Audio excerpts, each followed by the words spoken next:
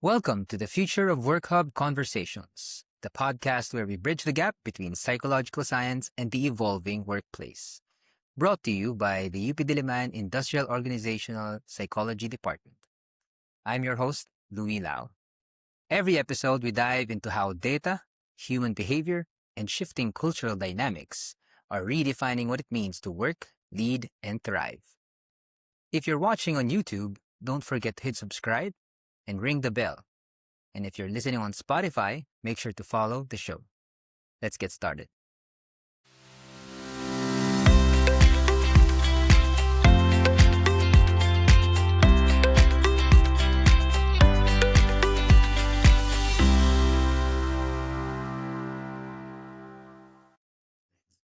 We've all experienced it. The corporate fatigue of mandatory surveys, the hollow feel of company parties when the underlying culture is stressed, and the sheer anxiety of surviving a crisis. How do organizations heal when things go completely wrong? Today, I'm sitting down with an assistant professor at UP Diliman whose entire research focus is centered on how organizations and human beings cope under extreme pressure. He's been an OD manager in the corporate insurance world, and he has spent time mapping out what a true living wage looks like for the Filipino worker. I want to pull back the curtain on corporate metrics and find out what actually makes an organization human. This is the Future of Work Hub Conversations. RM Zentua, welcome. Hi, good afternoon, everyone. Hello. And so, siguro icebreaker. Hi. Icebreaker muna. Fun icebreaker for the start. No? We're supposed to have an icebreaker actually, but yung icebreaker natin is talking about an icebreaker. No? So, as an organizational psychologist, what's your opinion on icebreakers? Do you think they work in meetings? What do you think? Okay, so hi, Louis, and everyone else listening. So, this question is really fun because I had like a good part of my early career. I want to say my first 3, 4 years. And all I did was do the icebreakers for the different facilitation rooms that we had, the different workshops. So I'm really used to icebreakers. If this is gonna be heard by any of our students, I also have icebreakers for my class. We do a breathing ritual before we start anything because this helps me break the ice and also tells people that okay, time na for our lecture, time na for the activity that we're gonna do. But to answer your question, this is something that you'll hear from me a lot today. It depends on the context. Wala tayong mawang good na yes or no answer from me today because it will always depend on the Right. time and place of the icebreaker. Icebreakers are fun, but depending on the kind of meeting, baka hindi ganun ka bagay magka-icebreaker. So, if we have a workshop, we're meeting new people for the first time, nakita mong nagkakahiyaan pa, it's nice to have a fun icebreaker, yung konting may galaw-galaw here, little getting to know each other. But if the meeting that we have is something like, upo tayo, magsa-strat Parang plan serious. tayo, Oo. yes, serious, or we're talking about disciplinary action somewhere, baka hindi tamang oras Right. mag-icebreaker. Tapos, well, but in general, I do like icebreakers. I feel like they're a way to get people to loosen up, to get to know each other. And even if the team already knows each other, it's a time for people to check in, to remember na hindi lang tayo corporate machines, corporate robots, but we're also people. Medyo magbebenta ako ng konti. I have a little book here. Oh, well, it's not Ooh. for sale anymore. This is made by my my friends in the Happy Education Lab. It's called the Check-in Playbook. So this is what I Okay. use when I used to facilitate sessions. These are short check-ins lang, like super short questions, like one question for the team that you want to ask. Like here, I'm opening randomly now, and it's asking me to ask, how would you want to receive love from the team this week? Very short Wow. question, but it's a way for the facilitator of the meeting to get to know the people in the meeting and make people relaxed. make people know what they are in for. And as long as an icebreaker is parang bagay for the kind of meeting that we're going Mm. to do, okay siya. It's always fun. It's necessary, but not all the time. So we'll have to choose the right context, the right time for us to have icebreakers. Right, Yun. right. Yeah, so basically it depends talaga 'no sa Yes, context, yes. and I agree yun lang yung lagi ko sinasabi sa mga estudyante ko din, eh, parang, Mhm. maraming sagot sa psych na it depends. It Oo, depends on the feel ko context lahat 'no. ng sagot natin is Parang sa always it buhay, eh, 'no. depends, eh. Oo. Totoo.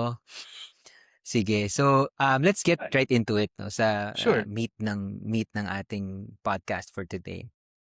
Yung part 2, the data versus the Philippine reality. So you co-authored a lot of foundational research looking at crisis leadership, and employee coping mechanisms, especially during the height of the pandemic. Now that we are completely out of that era, so tapos na yung pandemic eh, ano yung naging pinaka unforgettable or surprising conclusion ninyo dun sa research tungkol sa kung paano nag-cope ang mga manggagawang Pilipino? Alright, so Congratulations by the way dun sa publications na yun. thank you. COVID was a blessing and a curse because, well, ang daming nahirapan, but it also helped Yeah. me move my research forward. So, in the many Mm. research that we've made, I used to work with Ateneo Center for Organization Research and Development. Sila yung Mm. katrabaho and I was part of their research unit. So, yun lang talaga yung ginagawa namin, research lang. This research that you're asking about coping mechanisms ng mga Filipino workers, we found two things na very interesting. Mm. First is the data that we got. We got to talk to around 150 different employees in different parts of the Philippines. We Hmm. asked them what they did to cope. And what we found ay parang natural discovery or more like Hmm. it gave data to what we already knew. We knew Hmm. that well-being is something that people are thinking about and they have strategies to help them find better well-being by themselves. And we also know that corporate organizations, well, sorry, organizations in general have not have do things that help reduce stress for the employees. We Hmm. found na important ang both the organization and the person when dealing with stress. So we know Hmm. now that the org and the person have to work together to have better employee well-being. This could look like the org giving support resources. Hindi ko alam kung halatang-halata pero Oo. malaking bagay kung the organization gives you a laptop. They pay for your Hmm. internet when you're working from home. Sobrang nakakaginhawa ng Right, right. pakiramdam. So Mm. you don't have to think about that as stress anymore. This would help the employee be able to have more cognitive space to work on their own personal stress management. And it helps also the organization in the long run. So it will help each other and reach our different organizational goals. And another thing that I found super interesting and very interesting to the people I worked with then, I that Filipino employees are very spiritual and faith-based when they want Hmm. to manage their stress. Uh, Hmm. when I was reading through the data, since ako yung unang nag-transcribe, ako Mm. nag-code ng unang teams, sobrang hindi siya important sa akin because personally, I'm not as spiritual or as faithful as the other Hmm. people in my research, in the research group. But we saw that I think if I have the numbers correct, I think around 13% of everyone who responded said that they did some sort of spiritual activity. This was them praying. Hmm. We also talked to different non-Christian people. So they talked about reading their own scriptures. They talked about listening to their faithful leaders. And all of Hmm. these different activities help reduce the stress because it Hmm. also gives them a social connection that we know na everyone needs. Right, Especially, right. well, we did this during COVID na sobrang isolated tayo. That was like the main thing that people had na Mm, we didn't have mm. any connections with anyone. So their faith helped them reduce the stress by knowing na there is something for them out there. There is Right, right. someone with you in the community. So this study that we did helped open my eyes to the different ways that people would manage their stress. And it really just gave me more data points na parang I can say with finality na people really do need help in the organizations. So that's what Mm, I found mm. interesting then. Wow, interesting, no? So parang two-sided siya, no? The organizations working with the people or the employees na hindi lang sila magdi-dictate na ito yung this is what what we will do for your well-being. Mhm. And ang interesting din nung yung faith na sinabi mo na people were putting emphasis on their faith in order Yes, yes. to cope and manage yung kasi that was I remember during that time napaka-stressful talaga nung pandemic. Yung parang merong end of the world feels nung time na yun eh. Parang Oo. 'di Lalo na ba? Parang yung after the first, di ba, the first time they said 2 weeks lang tayong ECQ oo. tapos dagdag ng dagdag ng dagdag. Oo, Sobrang parang difficult yung times na nun, yeah. parang walang ending, parang Mhm, parang naging mhm. yung 2 weeks natin naging 2 years, no? Yeah. So that was an interesting time and siguro hindi lang din yung employees yung nagkaroon ng ano dun ng crisis or Mhm. ng difficulty. Everybody talaga kahit na yung Oh, yes. leadership sa sa sa organizations, no. So siguro segueing into the next Mhm. question, no. May crisis nga. Yung 2021 study ninyo, it specifically looked at crisis leadership from the perspective of employees, no? So, perspective nila pero the topic is yung crisis leadership. Um, when things are hitting the fan or kumbaga, may crisis na, what do Filipino employees actually value most in a leader? Anong hinahanap nila? Is it ironclad decisiveness? Kasi, di ba, pag emergencies, parang kailangan decisive tayo kaagad. Or is it more of yung empathy and yung open communication kasi everybody is having a hard time? Anong na-find out ninyo dun? So, ang sagot na naman dito is it depends.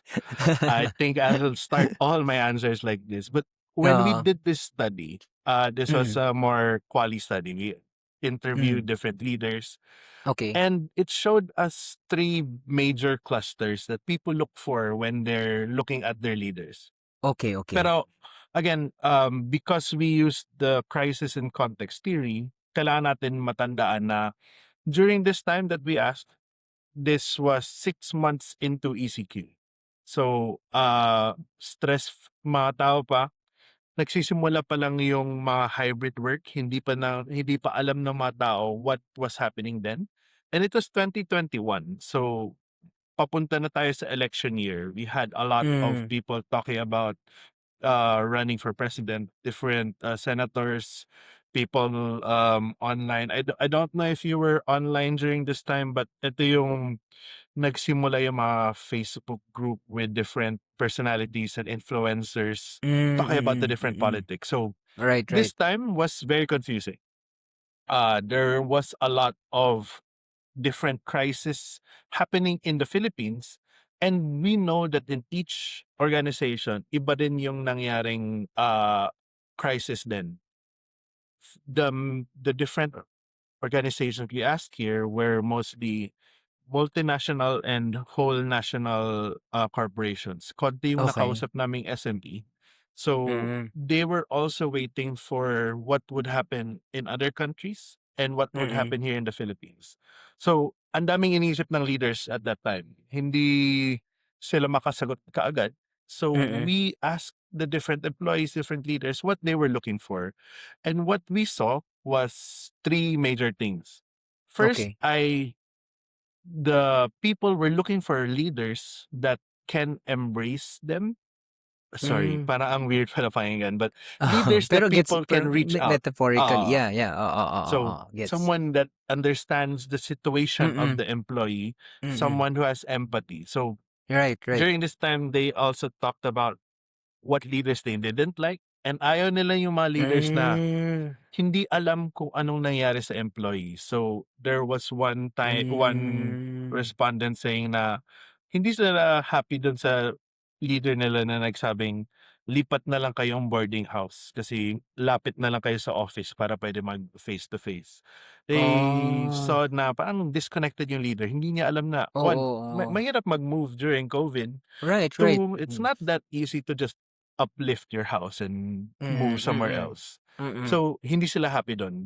Were looking for a leader na alam nilang anong estado Yung ng employee. oo, situation, oo. Yeah. So, the one I remember ay naghahanap sila ng parang kuya or ate in the organization na alam ang nangyari, but they respect the person because they're the leaders. Hmm. But also because this Okey. was a crisis time, kailangan nila na yung leader ay decisive. They should know what to do. They should be able to Hmm. communicate to the organization and to the employees na ito ang gusto kong gawin, ito ang gagawin ng organization. We have a problem right now and this is what I think will solve it. So, Mm. even if during the time hindi natin alam kung anong gagawin, enough for employees during the COVID times na the leader talks to them and tells them that we're not sure what's going to happen, but these are my contingency plans. This is what we will do. So yun yung hanap natin sa leader. And this one is very transformational and Hmm. very influenced during our time because I was working with Ateneo. We were very Ignatian values focused. So the leaders at that time should be beacons of hope. They should also show na resilient sila by themselves and will inspire the different employees to also be resilient. So, hindi kailangan yung sabi mong ironclad decisiveness, hindi Hmm, kailangan na mm. may kamay na bato. They don't have to Mm. be angry, be shouting because people were looking for inspiration, someone na matatag sa kanilang Hmm. decisions. So, Mm. very difficult time. I agree. You said na very difficult for leaders and everyone to navigate the COVID context. But even more difficult because leaders have to manage multiple things. They have Hmm. to perform different roles above and beyond what is needed ng organization nila to be effective. The main thing that employees were looking for in the leaders were they should be men and women for others. They should know Hmm. what they want and be able May to provide Ateneo. the directions. Well, Mm. we are Ateneo. And lastly, kailangan na talagang masustain yung morale of the organization, especially in the crisis context time. Okey. So, But yes, it's very basically true. parang We were very Ateneo. oo. So bale parang empathy, parang man Mhm. and women for others 'no. Tapos decisiveness, not necessarily ironclad, na talagang parang very strict na leadership. Kasi may pandemic. Tapos yung pangatlo is yung parang inspirational, tama ba? Yes. Magsu-sustain ng Yes. moral ng actually naabangan ko yung pangatlo, kasi dun sa question ko dalawa lang, either Ah, empathetic or ano yung pangatlo kaya? Oo nga 'no, kailangan ng inspiration. It was parang hope, parang gano'n siguro 'no na, something that they can look forward to na parang since everybody is, alam mo yun, everybody is in a messy, panicking. oo, Oo. panicking, so kailangan natin ng something to be hopeful for and to raise the morale. Ganda, ganda nung ano. Alright, so thank you for that 'no. Let's move to the Sure. next question.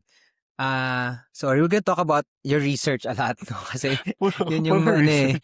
puro research. Pero Nagpe-pressure ka ba, interesting Louie? Kailangan ko na ba nampe-pressure, mag-produce I ng need to bago? write my I need to write na talaga. Oo. Pero natutuwa din ako genuinely talaga dun sa mga findings, nung mga research ninyo 'no.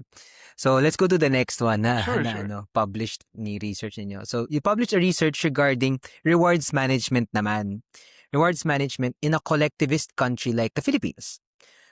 Standard Western HR books would tell us that if you want people to work harder, you just give them individual financial incentives, no?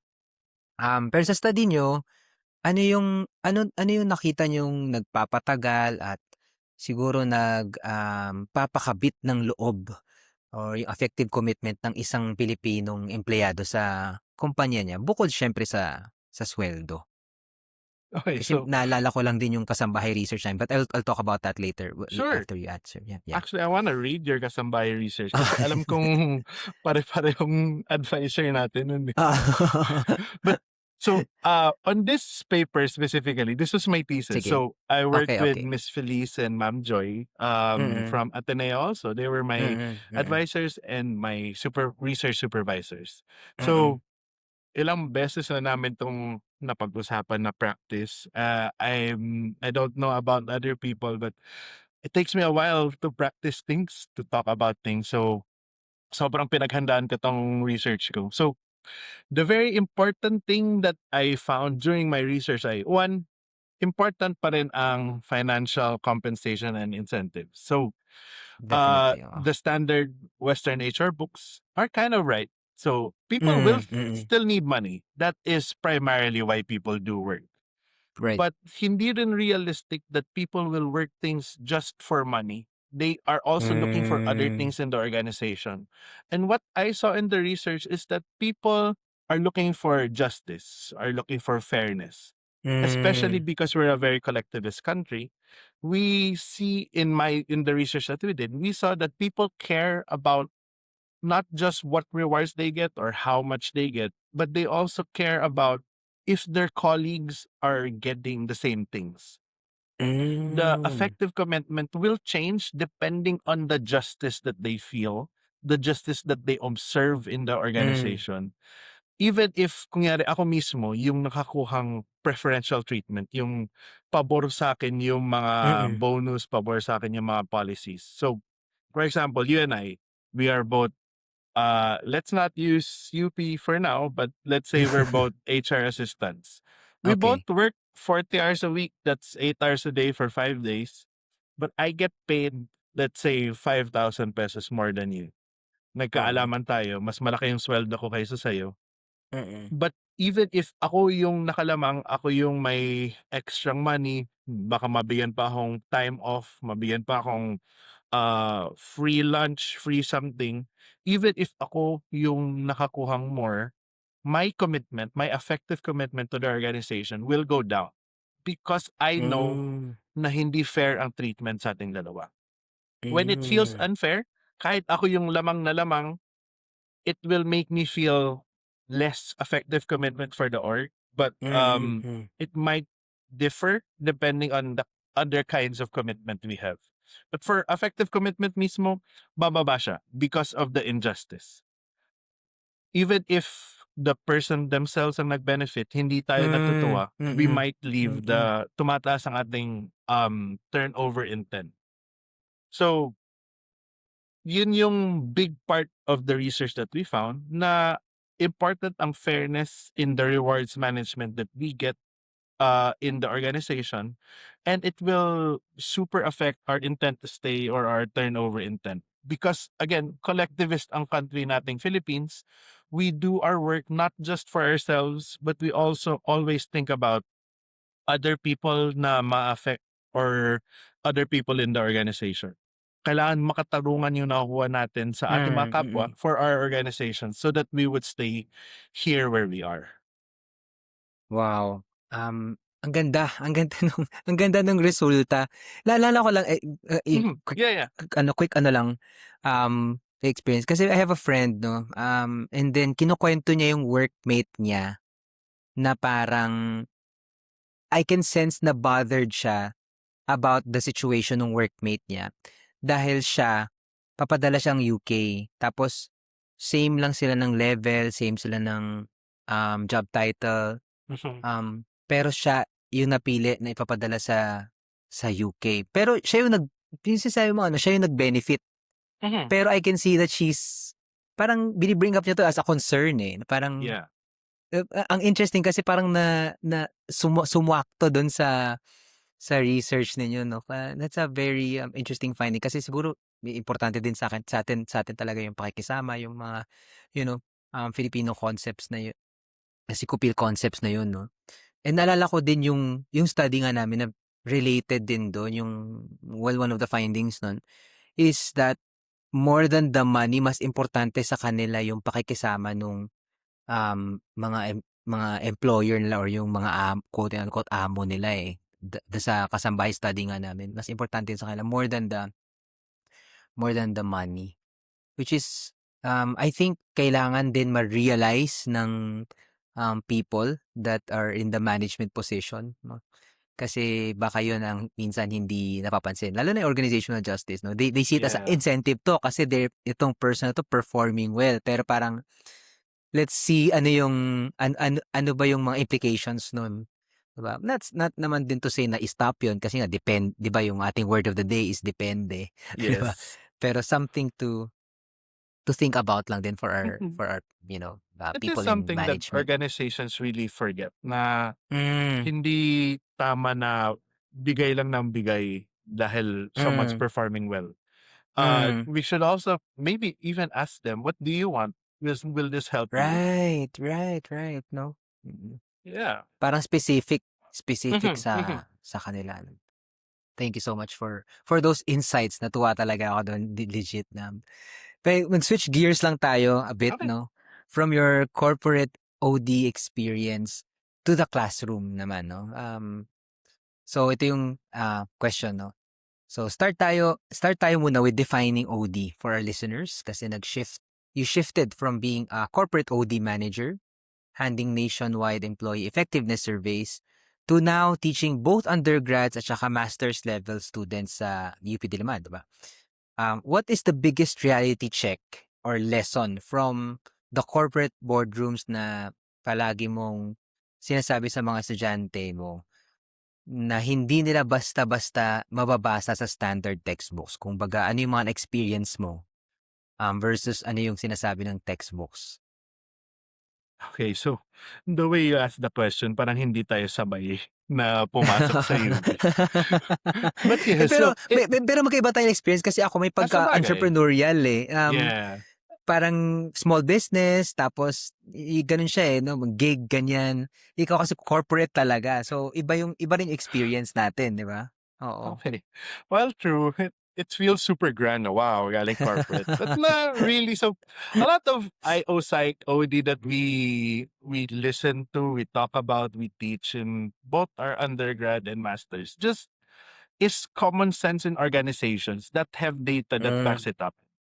So the biggest lesson that we have to take, I know how to read and extract data and find a way to communicate this to people in the corporate world. We call them our stakeholders, but we mm. have to talk to them in a language that they understand.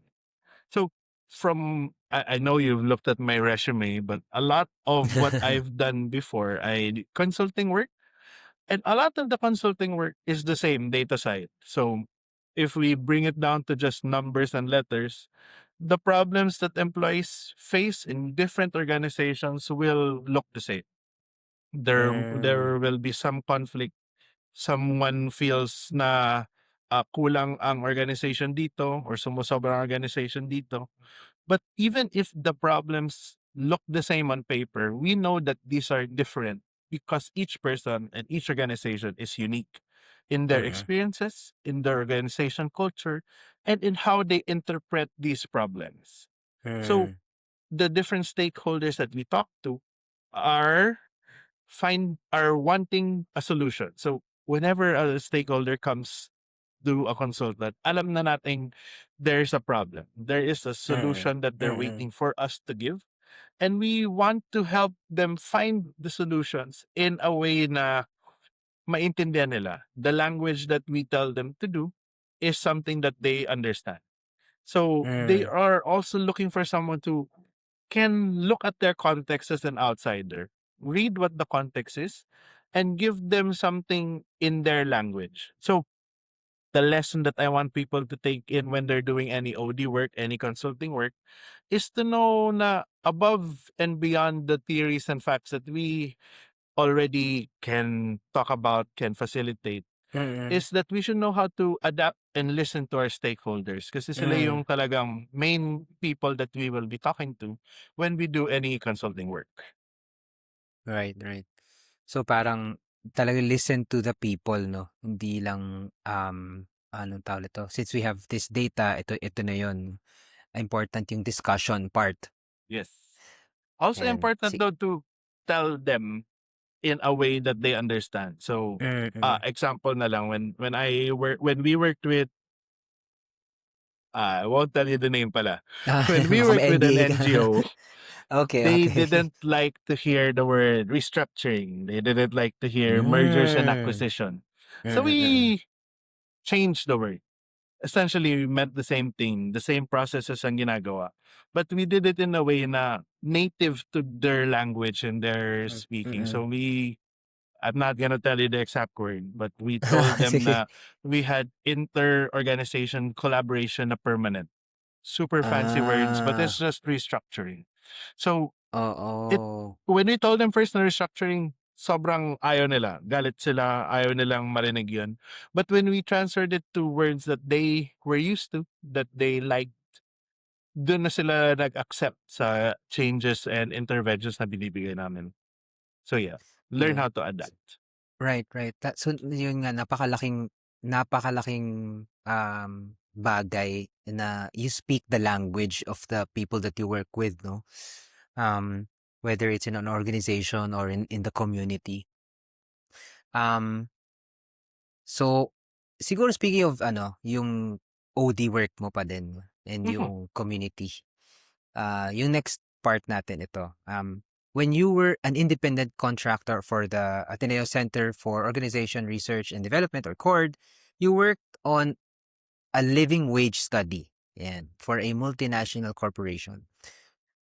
From an IO psychology and human dignity standpoint, bakit nga ba dapat pangarapin ng mga kumpanya ang magbigay ng living wage kumpara sa pagsunod lang sa minimum wage? Kasi magkaiba yun, 'di ba? 'Di ba tinuturo natin yun sa Soksay 1 yung module pagkakaiba ng A. living wage at minimum wage, yan. Yeah. Alright, so, funny that you brought this up because while, very important to me ang justice and living wage, this specific study that I did was done with someone else here in the faculty sa UP. Kung bakit next year pa mag-expire yung NDA namin pero, "Hello po, professor, please let's work on a living wage study again." Tell you na lang 'pag di tayo nagre-record kung sino. But Sige, sige. very simple ang sagot sa living wage and minimum wage. The organization will not exist if there are no employees. So Right. if the wage that the organization gives the employee is not enough for them to live, is not enough for them to have a decent life, the good life that we talk about in our classes, Mm. how can we expect that the employee will have time, will have cognitive space, will have effort that for them to work for the organization? How can they excel and help the organization's goals if more than half of their day is them thinking about saan ako kukuha ang pera pambayad Hmm. sa rent, Mm. pambayad sa Mm. electricity? Meron ba akong enough para sa tuition ng anak ko? Meron ba akong enough para mabuhay? May kakainin ba Mm. ako bukas? If Mm. we can help the employee, at least wage-wise, to not have to think about all of that, they will have a lot more time, effort to spend for the organization to help Hmm. reach our different organization goals. I know you also talk about this in class, but the living wage study that we saw says that the family of five should have 1,227 pesos minimum to make sure that they have a decent life. So it's very far from Mm. NCR's minimum wage. For non-agri, 695. For agriculture in Metro Manila, 658. So, ang layong disparity from the Mm. minimum wage Mm. to the living wage. And how can we expect that an employee would have enough to really work for the organization kung ganun lang kaliit ang nakuha Mm. nilang sweldo? Mm. So, I assume that when people will comment na maging mahirap to raise wages, especially in the Philippines, because the burden falls on the small, medium business Mm. owners, the family businesses. Bigger Mm. corporations might not be able to feel this now, pero it hits the profit margin. So Right. people aren't that ready to really give a living wage. But ang kailangan natin matandaan na the living wage here should be supplemented by the people in the government. We do pay taxes to help our different departments find better ways that Filipinos can live the good life, can live a decent life, and they should help socialize and Mm. subsidize in different wages. But this is a dream that I have for now. Hindi to yung reality that we live in. Even if we talk a lot about living wage, about how people can have the good life, if hindi pa ready mag-change ang organization, hindi mangyayari yung change. We do also talk about that in OD. So we have to start moving the needle. We have to start pushing these Mm. different changes. Kahit slow lang, kahit small lang, basta masimulan to so that all the Filipinos here will have their chance to live the good life. Yeah. Uy, follow up lang, RN, you Sure. mentioned earlier kanina, parang if hindi ready yung mga SMEs, parang Mhm. mararamdaman ng mga SMEs, mga family business, pero hindi mararamdaman yun ng mga Bigger corps. corporations, bigger corporations. And then you mentioned something about yung the government Yeah. helping to socialize. What do you mean by that? Parang Mm. part of Okay, it, so or I don't have a lot of data on hand for it, but okay. I know that a lot of our taxes are meant to create different programs, different initiatives Okay. that would help. So, uh, if the living wage study that we had, ang part ng kailangan dun to have decent living ay yung Mm. cost for emergencies, cost for Okay. hospitals. And if we don't have to pay for our hospitals, hindi ganun kamahal na Oo. magano, Oo. we it wouldn't have to factor in because Right, kasama right, dapat to sa right. taxes. So I Correct, know correct. you come from a Mm. business part. So Oo. ito, cause like it's real na kung Mm. taasan mo yung sweldo ng isang employee mo, sobrang taas ng sobrang laki ng Yep. change in your profit margin. Correct. But if the government is already supplying the housing, supplying the hospitals, supplying our medcare, supplying Right, right. education, they don't have to pull it out of their wages anymore. Correct. So, mas mataas yung kaya mabigay ng both the organization and the employee. Yeah, and I agree, no? And um yung pagtuturo natin ng Soksay One was really parang something I needed also. Kasi parang mas namulat ako sa mga realidad eh, no? Siyempre, nandun ako Yeah. sa small business part, yun yung background ko. And I was thinking nga baka yung 1,200 na minimum baka hindi pa yun enough talaga eh, no? Oo. Parang medyo, I mean, with inflation now, parang inisip ko, kailan ba yun? Kailan ba tong study na to na parang kung like most recent, baka mababa na yung 1,2 because of the rising prices and all of Everything. the crisis that we are experiencing, no? So, much more important ngayon ang living wage, 'di ba? So anyway, thank you so much for that, Of no. course. Let's go naman to the future of work hub part. Unless Okay. you want to add something else pa dun sa ating mga discussion naman na. Okay, sige. So let's go to the future of work hub, yung ating lab, no. As an assistant professor and member of the Future of Work Hub lab, you study employee wellness, corporate rewards, and job displacement. How do you intend to use your corporate experience to make sure that the lab's research isn't just purely academic, kundi magagamit talaga sa mga magagamit talaga ng mga local HR practitioners natin? Alright, so una, natutuwa akong tinatawag mo as an assistant professor when we're both assistant professors. Ano So, ako ngayon host ako ngayon.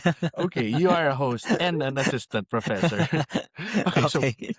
I started getting into IOSI, oh wow, almost a decade ago na. No, 12 years ago. Okay, so first started IOSI, studying here in UP. And I knew na especially because of the influences of my professors na ang sinasabi nila na everything that we're learning here, hindi dapat maiwan lang sa book. Hindi Hmm, dapat na-publish lang sa journal tas okey na. mm, Kailangan natin ma-apply ito, kailangan natin madala 'to sa different organizations that we will be working in, help them change their different policies, their different practices, and they should start to make a difference. Kulang yung alam mm, lang natin, kailangan na-apply natin. There should be hmm, praxis. So, mm, because OD is planned change management anyway, all the things that I know, that we know, have to help change different companies, help transform different organizations, and help slowly move the culture into something that's more beneficial for both the organization and for society. So we're going to find ways that our colleagues, our contemporaries, the different HR practitioners can use the different research that we have and find actionable ways for mm, them mm. to really follow and do it. It might feel like nagbebenta ako ulit, but medyo we when I was still in Ateneo, I'm because I'm a nerd. I do a lot of Ah, research. We do a lot of books. We published a book. So this is specifically workplace well-being. So it's a guidebook hmm, that talks about what we HR practitioners can do in our organizations when people are having mental health issues. So we have hmm, chapters here like what to do when someone is suicidal, what to do hmm, when people have substance abuse in their organizations. So medyo step by step to telling you, ito ang first mong gagawin. Ito yung pwede mong sundan.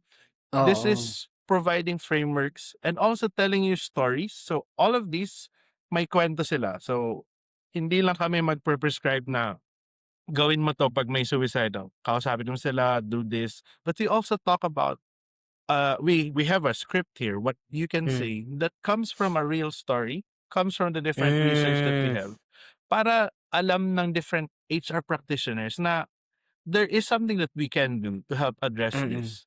So, mm.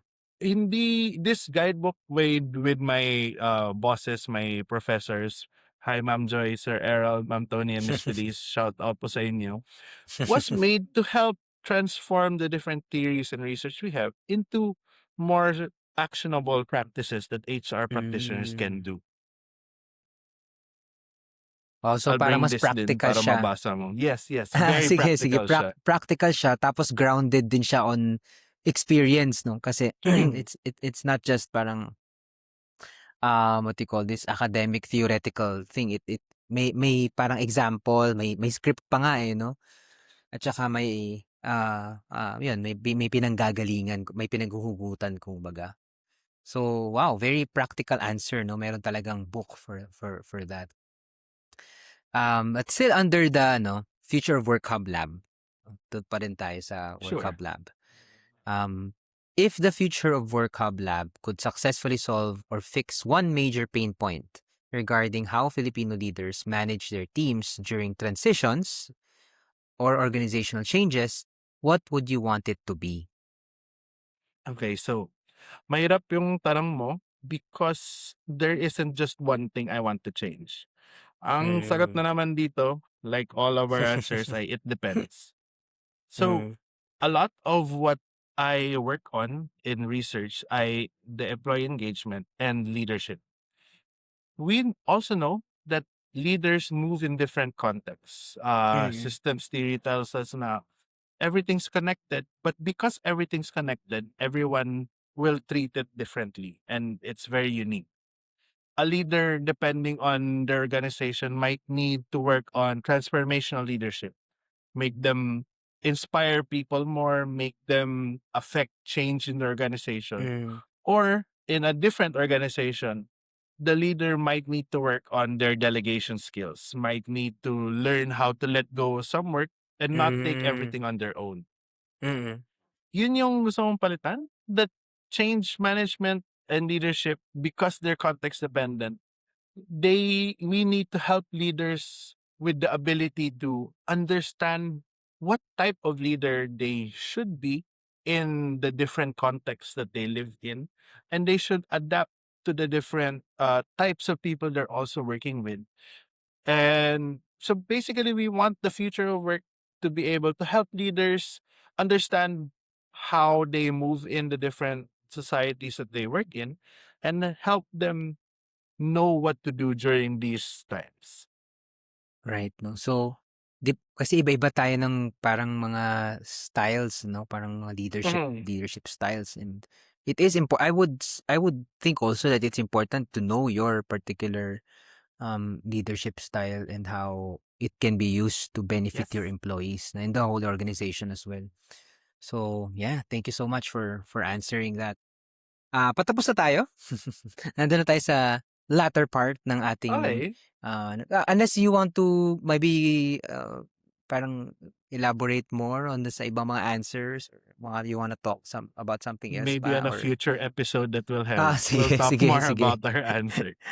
Okay, sige. So dun na tayo sa lightning round. Ano lang 'to, parang quick fire, fast-paced, actually one phrase or one thought, answer lang Mhm. ito.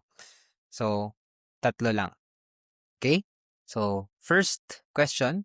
In your corporate career, you administered nationwide employee surveys. Everyone secretly hates taking corporate surveys. In your opinion, are employee surveys still effective, or do we need a new way to measure the heartbeat of a workforce? Okay, so first, because this is my bread and butter, I don't think people hate taking corporate surveys. They Mm. just don't trust the HR people. I don't know if we have the same Instagram algorithm, but a lot of people don't like HR Mm. because they don't like HR. They don't like doing the surveys that HR does. It's mainly Mm. because to the employee who isn't in HR, parang dagdag lang sa kailangan kong Oo, gawin oo, yung tama, sumagot ng tama. survey. Paranoid. You know how long these surveys are, right? Like the Mm. shortest one I gave was 80 questions. Who Oh, has the yeah. time to do that Oo, unless it's part oo. of their KPI? Right, If right. me in HR, like, I took the time to answer all of these surveys kasi alam ko na people Part are siya. checking na this is my work. I have to do this. Right. So Mm. even our students who are going to listen to this, they only finish our student evaluation of teachers test because maglo-low prio sila next sem. Hmm. Napakatandang pa yan, but back in my Oo. day, nung Oo. hindi nila ma-track kung masagutan mo yung SAT, I would never answer the SAT. Oo, It oo. feels like a waste of time for me. So I know that's what people feel Mm. like also. So this becomes difficult for the HR person. Important pa rin ang survey. That's the easiest way for us to ask people how they feel about the organization. But what I understand from my SP background ay important na ang pakipagpalagayang loob in an organization. So aside from just giving the surveys, we have to build trust and rapport with the people so that mas Hmm. totoo, mas malalim yung bibigay nilang data because of the mutual trust that the employee has Right, with me, the right, HR right. person, Ganda. that's doing the data gathering. So kailangan motivated yung people to answer the survey. They trust Mm. us so that Mm. they answer this survey, mawawala tong survey fatigue. And they should also know na the data that we get from them will really be used for something that will affect change. Hindi siya Mm. pupuno lang ako ng survey, every year kung sasagutan to, tapos walang mangyari. People would want to Mm. see action. People need to know na this survey is doing something for them. So while surveys are still what I would recommend as the way we need to measure the heartbeat of our workforce, we need to build the trust with the people Mm. para lang Mm. tunay at sagutan talaga nila ang mga survey Right, right, natin. right. Oo.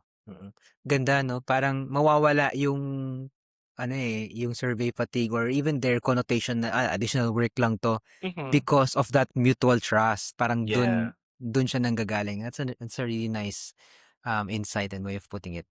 Okay, sige. The next question tayo. What is one old school corporate practice in the Philippines that we drastically need to kill off or make room for? The future of work. Okay, so hindi siya relevant to us in UB because we have so much academic freedom. that but ang gusto kong mawala in many organizations that are present now ay yung kultura na 'pag mas matagal ka sa office, nag-o-overtime ka, lagi kang pumapasok kahit puwede naman mag-hybrid. Ang inisip ng mga tao na mas magaling ka. I wanna remove all of that because showing up in the office presenteeism na nasa harap ka ng laptop mo but you're not really doing the work isn't the mark of someone's competence. Should it be the mark of someone's commitment in the organization? And I hope na in our lab at least, mapakita natin that outcomes and learning ang mas Right. important rather than just sitting at your desk and looking at the laptop kahit Amen, wala kang amen. ginagawa. Yeah. I agree. Galing, ganda. Siguro, last part na, just to Mhm. sum things up, to sum up the corporate culture. Sum up the corporate culture in 3 words. If you had to describe what a healthy organizational culture looks like in just 3 words, what would those words be? Happy, content employees. Yun yung Wow, 3 words. ganda. Thank you so much, RM, for the time, no? Sure. And for the insights. Sobrang natuwa ako sa research, sa mga sagot at mga ideas, no? Thank you so much, RM. And that wraps up another conversation here at the Future of Work Hub. If you found today's insights valuable, make sure to subscribe on YouTube, follow us on Spotify, and share this episode with your colleagues. For more research and updates from the UP Diliman IO Psychology Department, connect with us through our official channels. I'm Louis Lau. Thank you for tuning in. Until next time, keep shaping the future of work.